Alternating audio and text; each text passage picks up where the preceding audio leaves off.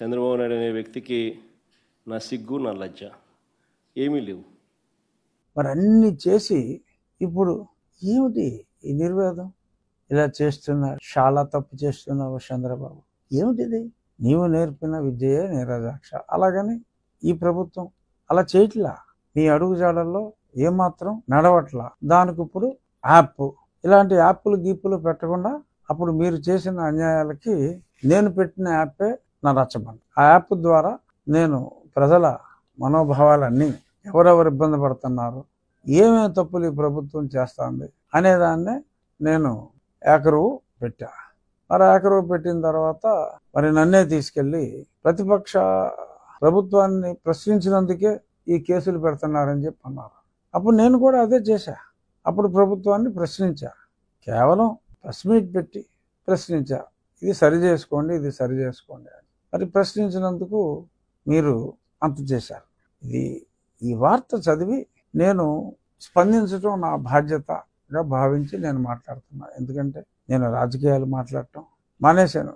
నా పదవిలో, ఈ రాజ్యాంగబద్ధ పదవిలో రాజకీయం నేను మాట్లాడకూడదు కాబట్టి నేను సంయమనంతోనే ఉన్నా. కానీ దెయ్యాలు వేదాలు వల్లించినట్టుగా, అంటే జగన్మోహన్ రెడ్డి గారు మీలో నిజంగా మార్పు వచ్చి ఇలా జరిగితే చెప్పండి. అప్పట్లో నేను రఘురామకృష్ణరాజుని అరెస్ట్ చేసి మరి ఇలాగా కొట్టించడం, సరే అది మీరు ఒప్పుకోలేరు కనుక అలాగా మరి అలా చేయటం, అప్పుడు పోలీసు వారు అలా చేయటం చాలా తప్పు అని మీరు ఒక మాట చెప్తే బాగుంటుందేమో ఆలోచించండి జగన్మోహన్ రెడ్డి గారు. వీళ్ళకి కులం ఎక్కువ తక్కువ లేదు, వీళ్ళకి అహంకారం నడినెత్తి మీదకి వచ్చి కొట్టుకుంటా ఉంది.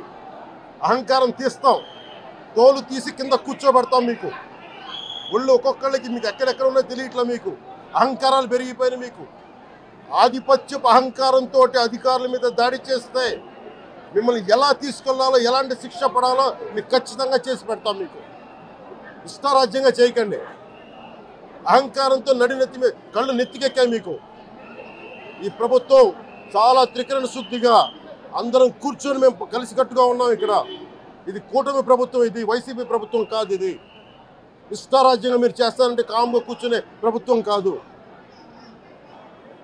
మీకు ఎలా చేస్తే, ఎలా నియంత్రిస్తే మీకు కిందకు వస్తారో మేము చేస్తాం. మీరు గాల్లో విహరిస్తూ ఉండి కులం పేరుతో దూషించారు, అన్ని రకాలు నువ్వు ఎలా తిరుగుతావో చెప్పి దూషించారు. నువ్వు వెళ్ళి రిటైర్ అయి నేను చంపేస్తావని చెప్పి బెదిరిస్తూ ఉన్నారు. ఇవన్నీ సాక్కూడదంటే కేవలం ఇది పోలీసు ప్రభుత్వాలే కాదు, దీనికి ప్రజలు కూడా దీనికి స్పందించాలి. ఓట్లేసి మన పని అయిపోయిందంటే కాదు, ఇలాంటి వాటికి మీరు బయటకు వచ్చి మాట్లాడాలి. భవిష్యత్తులో ఇలాంటి నాయకులు మళ్ళీ ఎన్నికల్లో పాల్గొనాలంటే కూడా వాళ్ళకి భయం రావాలి. మీరు ఆ స్థితిలో మీరు ప్రజలు కూడా దీనికి అప్రమత్తంగా మీరు కూడా దీనికి బాధ్యత వహించండి.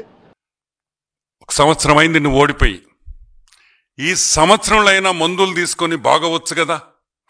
ఈ సంవత్సరం అయిన తర్వాత మందులు తీసుకొని బాగవచ్చు కదా. ఏమైంది జగన్మోహన్ రెడ్డి నీకు? నువ్వు మారవా? ఎవరితో ఎవరిని పోల్చాలో కూడా తెలియదా? నువ్వేంద్రే? ఈరోజు మేము అడుగుతున్నాం, నువ్వేంద్రే అని అడుగుతున్నాం.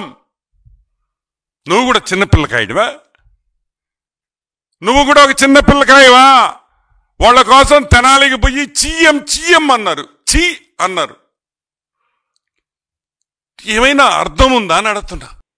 చంద్రబాబు నాయుడిని రోడ్లో ఈ కేసుల కోసం కొట్టాలంటే నిన్ను దేంతో కొట్టాలి అని అడుగుతున్నాం. ఈ రోజు నిన్ను దేంతో కొట్టాలి? చెప్పుతో కొట్టాలా? చెప్పుతో కొట్టాలా? చంద్రబాబు నాయుడిని వాళ్ళలాగా లేడని చెప్పి రోడ్డు మీద వచ్చి కొట్టమంటావా బాబు గారిని?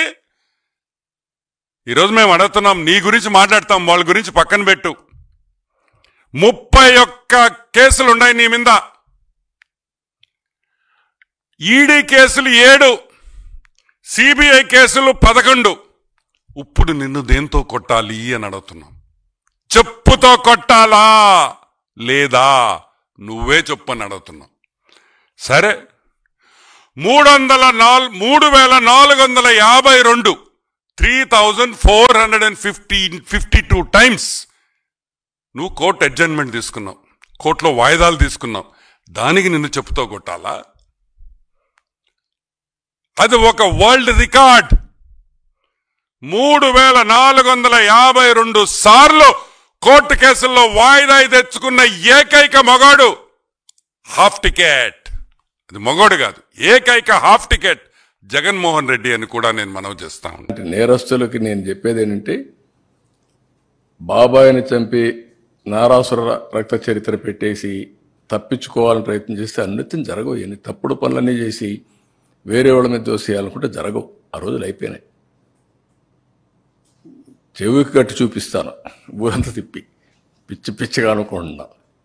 ఏం చేసావో అన్నీ కూడా అంత ఈజీగా ఆలోచించద్దండి. నోటుకొచ్చేట్టు మాట్లాడడం. నిన్న ఏం చేశారో అది మర్చిపోయి ఈరోజు దాని మీద వాళ్ళు విమర్శించే పరిస్థితికి వచ్చారు. ఆ జీవో ఒకసారి చదువు, నేను చెప్పను, చెప్తే మీకు రహస్యం పోతుంది, సీక్రెట్ పోతుంది. You read that. నేనేమంటానంటే, అంత ఇరిటేట్ అయిపోవాల్సిన పనిలే వీళ్ళ గురించి. ఇరిటేట్ అయిపోతే వచ్చేది కూడా ఏం లేదు. వీళ్ళు చల్లని కాసులు ఇవే చేస్తారు. నేరస్తులు ఏమంటారు? ఇదే చేస్తూ ఉంటారు.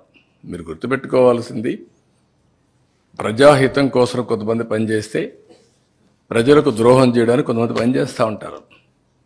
ఇప్పుడు కాదు, కలియుగంలో కాదు, త్రేతాయుగంలో కూడా చూసాం, ద్వాపరయుగంలో కూడా చూసాం. ఆ రోజు కూడా యజ్ఞాలు చేసేవాళ్ళు రాజులు, రాక్షసులు వచ్చి చెడగొట్టేవాళ్ళు. రాక్షసుల మీద పోరాడుతూ యజ్ఞాలు చేసే పరిస్థితి ఇప్పుడంతే. It is a continuous process. Will fight it out.